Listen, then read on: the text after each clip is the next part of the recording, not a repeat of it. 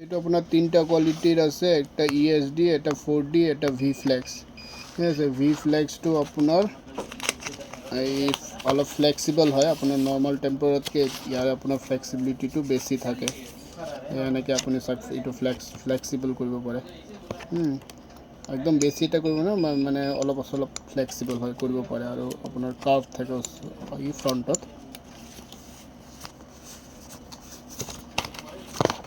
এইটো আপোনাৰ 4D হয়। আৰু এটা এই 4Dটো চাব, আপোনাৰ 4Dটো আপোনাৰ ফ্ৰণ্টত কাৰ্ভ হয়। আপোনাৰ ফ্লেক্সিবিলিটি ইয়াৰ বহুত বেছি ফ্লেক্সিবল হয়, বহুত বেছি ফ্লেক্সিবল কৰিব পাৰে আপুনি।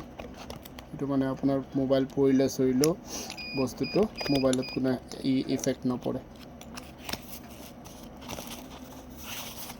আৰু এইটো হ'ল আপোনাৰ ইএছডি। আপোনাৰ বজাৰত যিটো ইএছডি আহে এইটো আপোনাৰ গ্লাছৰ ইএছডি আহে, কিন্তু এইটো আপোনাৰ ফাইবাৰৰ ইএছডি হয়।